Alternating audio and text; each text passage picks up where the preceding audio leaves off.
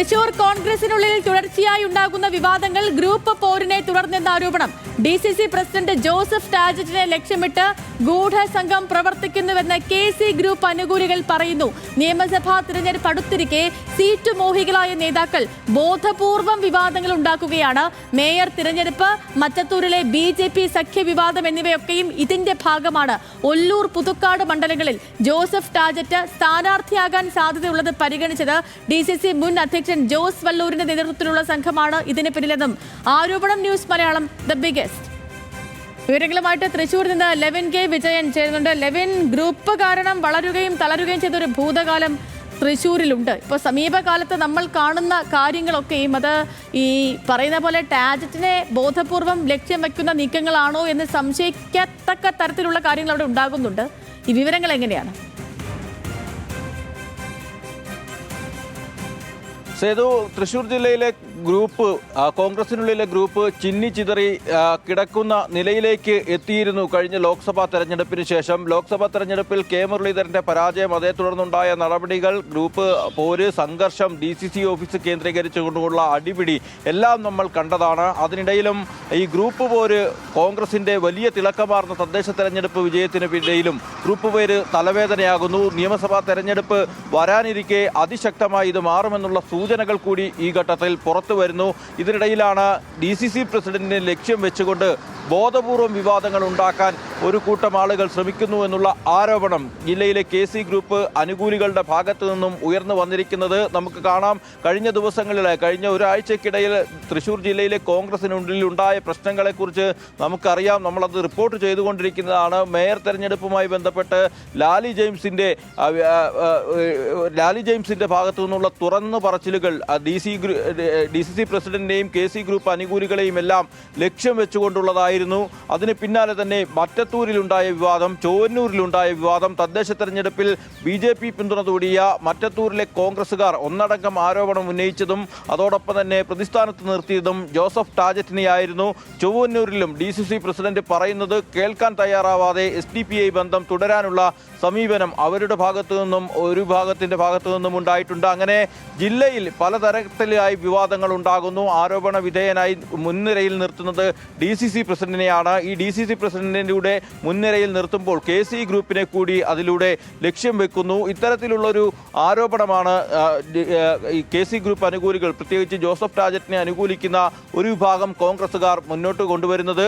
അതിന് പിന്നിൽ പ്രവർത്തിക്കുന്നത് മുൻ DCC അധ്യക്ഷനായിട്ടുള്ള ജോസ് വള്ളൂരാണെന്നുള്ള ആരോപണവും ഇവരുടെ ഭാഗത്തു നിന്നുണ്ട്. കാരണം നിയമസഭാ തെരഞ്ഞെടുപ്പ് മുന്നിൽ നിൽക്കെ തൃശ്ശൂരിൽ ഈ കോൺഗ്രസ് ആണ്, എല്ലാവരും തന്നെ സീറ്റ് ആഗ്രഹിക്കുന്നുണ്ട്. തൃശ്ശൂരിലെയും ഒല്ലൂരും അതോടൊപ്പം തന്നെ പുതുക്കാടും കോൺഗ്രസിന് വിജയസാധ്യതയുള്ള സീറ്റുകളാണ് എന്നുള്ള സർവേയും മറ്റും ഇതിനോടകം തന്നെ KPCCയും AICCയും ഒക്കെ നടത്തിയ സർവേകളിലും മറ്റും വിവരങ്ങളായി ലഭ്യമായിട്ടുണ്ട്. ഈ സാധ്യത കൂടി മുന്നിൽ നിൽക്കുമ്പോൾ ഒല്ലൂരിലും തൃശ്ശൂരിലും പുതുക്കാടുമായി ജോസഫ് ടാജറ്റ് അടക്കമുള്ള നേതാക്കളുടെ പേരുകൾ ഉയർന്നു കേൾക്കുന്നുണ്ട്. ജോസ് വള്ളൂരും അടക്കമുള്ള നേതാക്കളുടെ പേരുകളും ഇതേ മണ്ഡലങ്ങളിൽ ഉയർന്നു കേൾക്കുന്നുണ്ട്. ഇങ്ങനെ കോൺഗ്രസിനുള്ളിൽ സ്ഥാനാർത്ഥി മോഹവുമായി നിൽക്കുന്ന ആളുകൾ രണ്ട് പക്ഷത്തായി നിൽക്കുമ്പോൾ ഇത് നിയമസഭാ തെരഞ്ഞെടുപ്പിന് മുന്നോടിയായി തന്നെ ഇത്തരത്തിൽ ഈ സീറ്റ് മോഹം ലക്ഷ്യം വെച്ചുകൊണ്ടുള്ള സംഘത്തിന്റെ പ്രവർത്തനമാണ്, ഗൂഢസംഘത്തിന്റെ പ്രവർത്തനമാണ് ഈ വിവാദങ്ങൾക്ക് പിന്നിലെന്നുള്ളതാണ് KC ഗ്രൂപ്പ് അനുകൂലികളുടേതായിട്ടുള്ള KC ഗ്രൂപ്പ് അനുകൂലികളുടേതായിട്ടുള്ള ഒരു ആരോപണമായി ഉയർന്നു വരുന്നത്. നിലവിൽ ഉയർന്നു വന്ന തൃശ്ശൂർ കോർപ്പറേഷൻ മേയർ വിവാദമാണെങ്കിലും മറ്റത്തൂരിലെ BJP സഖ്യവുമായി ബന്ധപ്പെട്ട വിവാദമാണെങ്കിലും ചൊവ്വന്നൂരിൽ SDPI ബന്ധം തുടർന്ന ആളുകൾക്കെതിരെ നടപടി സ്വീകരിച്ച വിവാദമാണെങ്കിലും അതിനെ ആ വിവാദങ്ങളെ പ്രസിഡന്റ് പോലും ഇല്ലാത്തൊരവസ്ഥ തൃശ്ശൂർ DCCക്ക് ഉണ്ടായിരുന്നു. അപ്പോൾ അതിന് പിന്നാലെയാണ് ഈ ജോസഫ് ടാജറ്റ് വരുന്നത്. പിന്നാലെ അവിടെ ഗ്രൂപ്പ് സമവാക്യങ്ങൾ വീണ്ടും മാറുന്നു. ഈ തിരഞ്ഞെടുപ്പിൽ ഈ തൃശ്ശൂരിൽ നല്ലൊരു വിജയം നേടുന്നു. പിന്നാലെ ഈ നമ്മളിപ്പോൾ കാണുന്ന മറ്റത്തൂർ അടക്കമുള്ള സംഭവ വികാസങ്ങൾ ഇപ്പോഴേ നിലനിൽക്കുന്നുണ്ട്. അപ്പം ഇതെല്ലാം ബോധപൂർവം ടാജറ്റിനെ ആരെങ്കിലും ടാർഗറ്റ് ചെയ്യുന്നു, ആ രീതിയിൽ വിലയിരുത്താമോ?